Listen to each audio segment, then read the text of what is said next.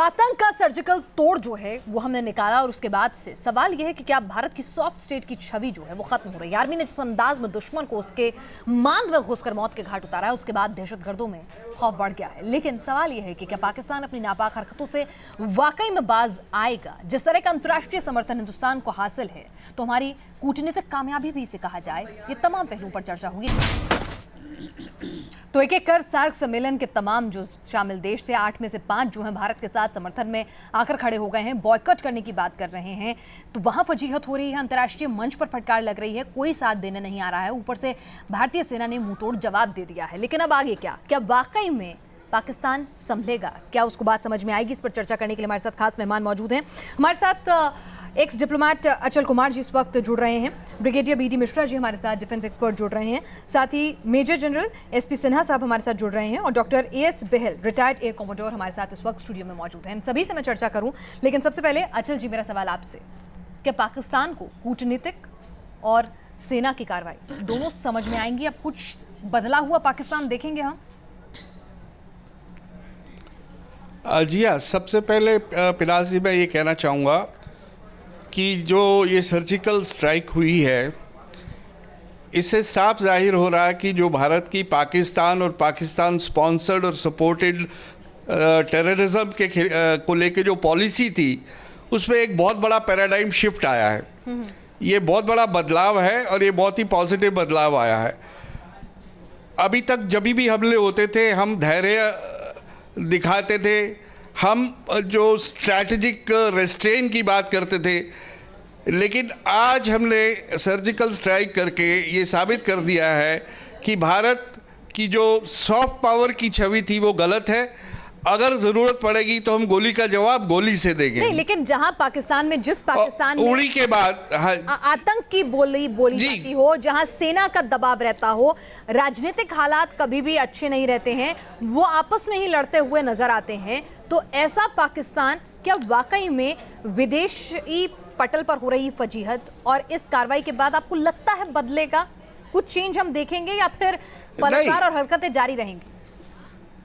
नहीं जी नहीं, एक surgical strike is not enough. आप अगर हम समझते हैं कि एक सर्जिकल स्ट्राइक से पाकिस्तान की पॉलिसी में बदलाव आ जाएगा, वहां से आतंकवाद का जो फैक्ट्रियां चल रही हैं वो बंद हो जाएंगी, तो ये बहुत ही गलत असेसमेंट होगी। इसी बात को मैं आगे बढ़ाती हूं सिन्हा साहब, मैं आपको रोकूंगी सिन्हा साहब। एक सर्जिकल सॉरी हाँ जी, मैं अगर एक स्ट्राइक यहां पर बंद होती है, तो अचल साहब जैसा कह रहे हैं कि एक स्ट्राइक बहुत नहीं है, तो क्या हिंदुस्तान की तरफ से क्या हम ऐसी और सर्जिकल स्ट्राइक की बात करें? देखिए, इसमें कई बातें हैं। पहली बात तो ये है कि जो आप एक कॉन्सेप्ट दे रही हैं कि भारत ने एक स्ट्राइक कर दिया, अभी तक कोई स्ट्राइक नहीं हुई थी, तो इसका हो सकता है कि जो सलाउद्दीन हैं, हाफिज सईद हैं, लखवी हैं और मसूद अजहर हैं, ये लोग भी यही समझ के और एक्टिविटीज तेज कर दें। और वहाँ पर आप एक चीज़ और समझिए, वहाँ स्ट्रगल फॉर पावर भी है। जनरल राहिल शरीफ वो भी सोचते हैं कि मैं क्यों नहीं देश का प्रेसिडेंट बनूं। तो इन दोनों का कॉम्बिनेशन ये जरूर फोर्स करेगा कि इसका हम फायदा उठाएं, और उसका जवाब ये होगा कि जो हमारी निगरानी है आज के दिन में पीओके में और जगह पर जहां पर कि ये आतंकवादी कैंप हैं, उन पर जरूर हमको एक्शन लेना पड़ेगा। अगर ऐसा बिल्डअप होता है, डीजीएमओ ने कहा कि हमारी कार्रवाई, हमारे ऑपरेशंस पूरे हुए, यह तो इस ऑपरेशन की बात थी, अभी और होगा। यह तो इस ऑपरेशन की बात थी, लेकिन हर बार अगर ऐसी एक्टिविटी होती हैं, जैसा कि बताया गया, डीजीएमओ ने कहा कि हमारे पास डेफिनेट इंफॉर्मेशन थी और तमाम चीजें हमको अवेलेबल थी, एक्शनेबल इंटेलिजेंस, और उस पर कार्रवाई हुई। आपकी राय है ऐसा आगे और कार्रवाई ऐसी हम देखेंगे? मेजर जनरल एसपी सिन्हा साहब भी हमारे साथ जुड़े हुए हैं। ब्रिगेडियर मिश्रा की राय से आप इत्तेफाक रखते हैं कि ये तो सिर्फ एक नमूना भर था, आगे अभी और सर्जिकल स्ट्राइक होनी बाकी है, भले ही DGMO on the face of it कुछ भी कहें? देखिए, सबसे बड़ी बात है कि जो पाकिस्तान की जो पॉलिसी रही है कि न्यूक्लियर ब्लैकमेल करके जिहाद करते रहो, और हिंदुस्तान हमेशा कहेगा कि हम वार्तालाप करेंगे, और सॉफ्ट स्टेट का जो इंप्रेशन था हिंदुस्तान का, उसमें एक टाइटेनिक शिफ्ट आया है। और हिंदुस्तान का जो नया अप्रोच है कि सठम साठ्यम समाचरित, जो लठ की भाषा समझते हैं उसका लठ के साथ ही जवाब देंगे हम। पाकिस्तान को संदेश बहुत साफ जा रहा है कि दूध मांगोगे तो खीर देंगे, कश्मीर मांगोगे तो चीर देंगे। तो ये जो एग्रेसिव पोस्चरिंग हुआ है मोदी जी के द्वारा, ये एक बहुत बड़ा संदेश गया है। और मैं ये कहना चाहता हूं कि सर्जिकल स्ट्राइक, एक सर्जिकल स्ट्राइक से यदि लोग समझते हैं कि ओवरनाइट ये समस्या जो 67 इयर्स का खत्म हो जाएगा, तो ये भूल जाएं, क्योंकि पाकिस्तान को कंट्रोल करता है पाकिस्तान की आर्मी।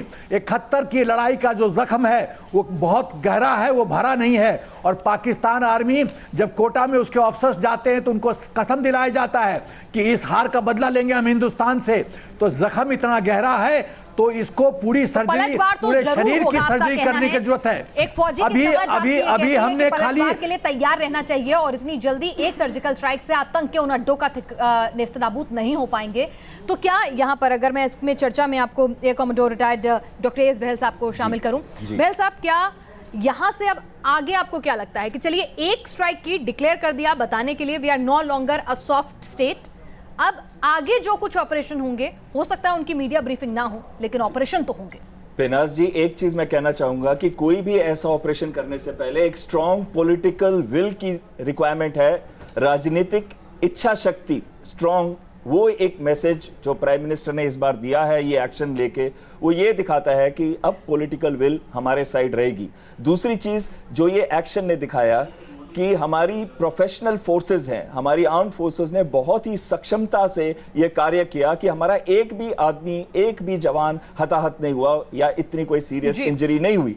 इसका यह मतलब है कि हमारी आर्मी, हमारी एयरफोर्स और हमारी नेवी बहुत प्रोफेशनल है और जब भी हमें मौका मिलेगा हम ये दोबारा करके दिखा सकते हैं। और इसके लिए सिर्फ एक ही चीज की रिक्वायरमेंट है, वो है पॉलिटिकल विल, जो कि प्राइम मिनिस्टर ने बहुत क्लियरली दिखाई है। बात हो गई, तारीफ हो गई उसकी, और मोदी जी की बड़ाइयां जो हैं वो पूरा मुल्क कर रहा है। साथ ही साथ पड़ोसी मुल्क से भी इस तरह की खबरें वहां पर तमाम टीवी चैनल्स में चर्चा के दौरान एक्सपर्ट कह रहे हैं कि पॉलिटिकल विल जो है उनकी काबिले तारीफ रही है।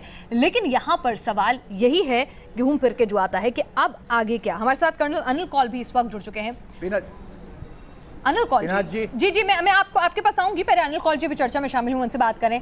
अनिल कौल जी, यहाँ पर पहली बार आपने सर्जिकल स्ट्राइक करके उसे डिक्लेयर भी किया, आपने पोस्चरिंग भी की, तो ऐसे में आपने बहुत ज़्यादा डिटेल भी साझा नहीं की। आपने जितना बताना था उतना ही बताया ताकि पाकिस्तान के पास इसको डिनाई करके अपनी नाक बचाने का मौका भी रहे, और आपने बता भी दिया कि ज़्यादा अगर बोलोगे तो वीडियो रिकॉर्डिंग का प्रूफ भी है। तो क्या हिंदुस्तान का मकसद सिर्फ चेताना था या आगे और कड़े ऑपरेशन हम देखेंगे? देखिए, जैसे कि आपने जो भी आपकी ब्रीफिंग हुई है और डीजीएमओ ने जो ब्रीफिंग करी है उससे क्लियर कट था कि ये पाकिस्तान आर्मी या पाकिस्तान के खिलाफ ऑपरेशन नहीं था। ये दहशतगर्दों, टेररिस्ट के खिलाफ जो कि तैयार थे हमारे ऊपर हमला करने के लिए, उनके खिलाफ एक्शन था। और एक्शन करने के बाद डीजीएमओ ने क्लियरली बोला कि अब एक्शन ख़त्म है, हम वापस आ गए हैं। ये एक फाइनलिटी वाली बात है कि हमने जो करना था कर दिया है। और इसका लिंक आप ले जाइए जो पहले ब्रीफिंग हुई थी जी, जिसमें उन्होंने कहा था कि it will be at a place and time of our choosing. और ये दोनों चीज़ों को अगर आप इसको संधि जोड़ें तो हमने वही किया है जो हमने कहा है। तो जो पहले होता था कि बोलते थे करते कुछ नहीं थे, लेकिन अब हमने चलिए बता दिया पाकिस्तान को, उन आतंकियों को कि अब बोलेंगे भी और करेंगे भी। अचल जी, यहाँ पर जो टाइमिंग है, मैं एक आप पूर्व डिप्लोमेट हैं, आपसे समझना चाहूंगी, अगर कूटनीति के लिहाज से टाइमिंग भी बहुत अहम रही। ऐसा नहीं है कि हम 3-4 दिनों में रिटेलिएट नहीं कर सकते थे, लेकिन हमने पहले मैसेजेस दिए, हमने कहीं ना कहीं पूरे विश्व को बताया कि हम ना तो युद्ध चाहते हैं लेकिन हमें अपनी संप्रभुता को बचाना है, तो इसलिए जवाब तो हम देंगे। हम यूएन में जाकर हमारी विदेश मंत्री अपना पक्ष रख के आती हैं और फिर हमला बोलते हैं। तो कूटनीतिक समझदारी भी यहाँ पर उसकी तारीफ करनी होगी।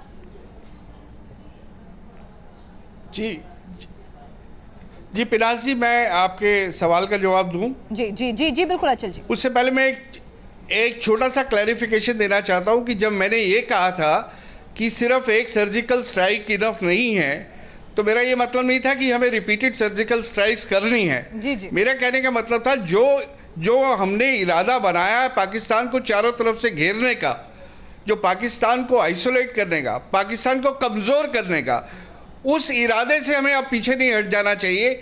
ये सोच के कि डोमेस्टिक कंजम्पशन के लिए हमने स्ट्राइक कर ली, हमें वाहवाह मिल गई, अब लोग भूल जाएंगे और इंतजार करेंगे कि ऐसी वारदात दोबारा हो और हम दोबारा स्ट्राइक करें। तो पाकिस्तान को हमें घेरते ही रहना होगा। अब आपने जो पूछा सवाल टाइमिंग का, तो देखिए भारत हमेशा से एक रिस्पॉन्सिबल नेशन की तरह बिहेव किया है। थोड़ा वक्त चाहिए जी, हमें अपना रीजनल ओपिनियन बनाने के लिए, इंटरनेशनल ओपिनियन बनाने के लिए। तो हमने जो diplomacy, behind the scenes diplomacy की, लोगों को बताया, P5 से बात करी, 22, 25, 30 लोगों के जो दोज हु मैटर, उनकी सरकारों से बात करी। तो एक पहले से हमने इशारा कर दिया कि भाई इनफ इज इनफ और हम जो है इसका जवाब देंगे। और जो हम जवाब देंगे वो हमारा जवाब जो है वो आतंकवाद के खिलाफ है। हम पाकिस्तान पे अटैक नहीं कर रहे हैं। चलिए, तो आतंक का सर्जिकल तोड़ तो दे दिया, लेकिन अब नापाक पलटवार के लिए भी हमें तैयार रहना होगा। तो उसकी तैयारी किस तरह से होगी, इस पर हम बातचीत करते हैं। मिश्रा साहब, तैयारी कैसे हो? देखिए, तैयारी तो इसके दो एस्पेक्ट हैं। एक तो आपका पॉलिटिकल विल है और दूसरा आपकी मिलिट्री है। पॉलिटिकल विल का जो एक कॉम्प्रिहेंसिव पिक्चर है वो support of entire world Nations, और इसमें मैं समझता हूँ कि दोनों में आज हम इतने बैलेंस्ड हैं कि पाकिस्तान का जवाब देने के लिए हम बिल्कुल कैपेबल हैं। और इंडियन आर्म फोर्सेस ने इस सर्जिकल स्ट्राइक से यह भी दिखा दिया कि जो कहीं भी और किसी को नहीं उम्मीद थी वो हमने किया हुआ है। मैं समझता हूं कि आज के दिन में हमारी मैं सिन्हा साहब को भी चर्चा में शामिल करूंगी। जी सिन्हा साहब, आप कुछ कहना चाह रहे थे? मैं कहना चाहता हूं पिनाक जी कि पाकिस्तान हिंदुस्तान के रिश्ते में सबसे बड़ी समस्या पाकिस्तान आर्मी है। तो हमारी एक स्ट्रैटेजी होनी चाहिए कि पाकिस्तान के आवाम को, वहाँ के आम जनता को कन्विंस करना चाहिए कि पाकिस्तान के गरीबी का कारण पाकिस्तान आर्मी है, उसकी खराब आर्थिक स्थिति का कारण पाकिस्तान आर्मी है, प्रजातंत्र कमजोर है पाकिस्तान में, उसका कारण पाकिस्तान आर्मी है। और जो पाकिस्तान आर्मी पाकिस्तान के अंदर सिन्हा साहब, हम पड़ोसी को बदल नहीं सकते, उनका मन परिवर्तित नहीं कर सकते, सिर्फ खुद को तैयार कर सकते हैं। हमारे साथ तमाम खास मेहमान भी लगातार जुड़े हुए हैं। हमारे साथ कौल साहब भी हैं। कौल साहब, अब हमारी सेना, जिस तरह से डीजीएमओ ने साफ कर दिया है कि सर्जिकल ऑपरेशन खत्म हुए हैं, लेकिन पलटवार के लिए भी हम पूरी तरह से मुस्तैद हैं। तो पाकिस्तान की तरफ से हम क्या कुछ अब रिएक्शन देख सकते हैं? आतंक के जरिए होगा या फिर सेना के जरिए सीजफायर का उल्लंघन जैसा कि पिछले 24 घंटों में हो रहा है वही जारी रहेगा, एस्केलेट करता रहेगा? देखिए पिनाक जी, मैंने इसको एक नाम दिया है, the theory of pre making it into a make sure that they are not able to attack you और do anything and break their will before they come at you. इसका मतलब ये हुआ कि एक तो जो डिप्लोमेटिक ऑफेंसिव हमने चालू किया है उसको हमको लगातार लगा रहना चाहिए। चलिए, जो ऑफेंसिव कदम आगे बढ़ाया है उसको लगातार बढ़े रहना चाहिए। एक क्लोजिंग स्टेटमेंट सर आपसे। और सबसे पहले जो सबने बताया कि आइसोलेट पाकिस्तान सारी जगहों पे करें, ये जरूरी है। और उसके साथ साथ ही हमें अपनी सतर्कता बनाई रखनी पड़ेगी, इंटेलिजेंस हॉट रखना पड़ेगा, और अपने देश के अंदर जो आतंकी ऑर्गेनाइजेशंस हैं उन पे सख्त से सख्त एक्शन लेना पड़ेगा। सेना तो सीमा पर मोर्चा संभाले हुए है, लेकिन इंटेलिजेंस एजेंसियों को भी अब और ज्यादा मुस्तैद होना होगा। और विदेश फ्रंट पे भी, विदेश नीति के फ्रंट पे भी हमें कूटनीतिक चालें लगातार चलते रहना होगा, क्योंकि ये दबाव जो बना है, ये जो कदम आगे बढ़ा है, अब पीछे नहीं हटना चाहिए। आप सभी इस चर्चा में शामिल हुए, आपका बहुत बहुत शुक्रिया। और इस खास पेशकश में इतना ही।